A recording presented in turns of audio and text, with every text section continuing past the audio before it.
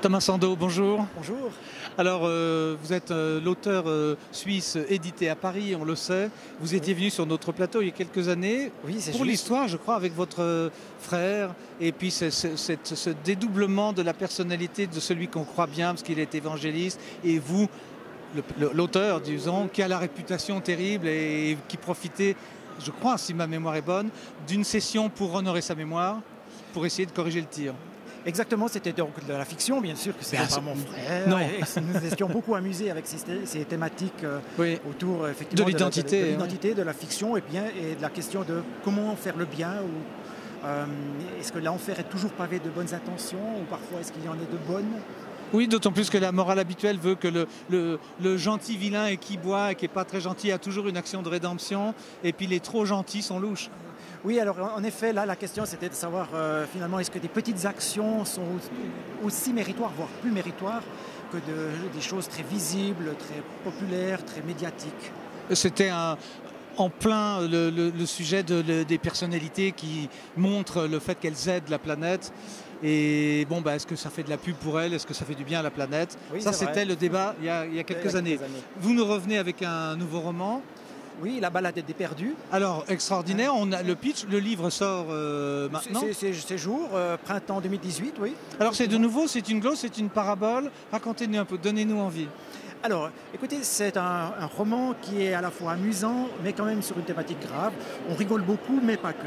Alors, de quoi s'agit-il? Il s'agit d'une virée rocambolesque de 4 adolescents handicapés et de leur éducatrice un peu bougonne. Un des 4 handicapés passe son temps à donner des conseils sous pseudonyme sur Internet, des conseils psychologiques. Et malheureusement, un de ces boniments est pris au sérieux par un ministre de la Santé. Du coup, grande panique du personnage principal qui décide de rentrer le plus vite possible à son institution pour effacer toutes les preuves qu'il a gardées sur son ordinateur. Alors, est-ce que c'est un pas vers une intrigue, on va dire, policière ou pas du tout? Elle n'est pas policière, c'est juste un road movie, comme on dirait au cinéma, oui. Road novel.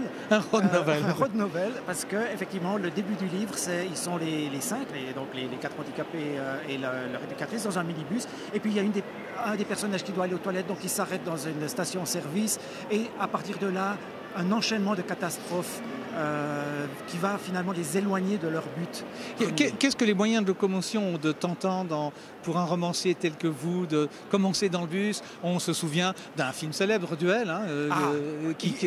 Je fais référence à Duel dans le livre. Eh bien, vous voyez, c'est comme quoi. Mais nous connaissons, Thomas. Mais oui. C'est exceptionnel. On monte dans la voiture, on n'en sort plus jusqu'à la fin. Oui. Alors je crois que c'est une sorte de huis clos qui peut être très favorable pour exacerber les caractères des personnages. La balade des perdus, c'est aussi une histoire d'amitié entre les personnages, entre ces adolescents qui finalement n'ont pas grand-chose en commun, à part de vivre la semaine dans une institution, la même institution. Mais ils ont tous des handicaps différents, ils ont tous une vision du monde différente. Il y en a certains qui parlent, certains qui ne parlent pas, il y en a certains qui sont physiquement très atteints, d'autres moins. Et l'éducatrice Bougon, est-ce qu'elle retrouve le sourire à la fin du roman? Alors, est-ce que je dois dévoiler? Non. Non, mais tous les personnages évoluent, évidemment. Ah bah s'il y a transfiguration, c'est idéal. Retrouver, mais ça va pas être simple. Ça va pas être aussi simple. On fait confiance à votre plume. On précise aussi que vous êtes traduit en allemand. Alors vous allez participer aujourd'hui à un débat où on va mettre en avant la véracité de l'auteur et puis le problème du traducteur. Comment s'appelle votre traducteur? Il s'appelle Yves Reber. Qui est comédien? Qui est comédien et traducteur, effectivement, maintenant, désormais. Et puis, il a traduit le livre qui s'appelle Même en terre, pour lequel j'ai eu la chance de recevoir le prix Schiller il y a quelques années. Oui, Ruhe sanft, comme vous l'avez appelé. Voilà, c'est l'accent qui a été choisi. Et c'est donc cette histoire assez... Alors, on est très loin de la balade des perdus, où on rigole beaucoup, il y a des dialogues, il y a de l'amour, il y a de l'humour. Là, Même en terre, c'était l'histoire de ce jardinier qui est chargé de s'occuper de carrer des enfants dans un cimetière municipal et qui vit très mal cette situation.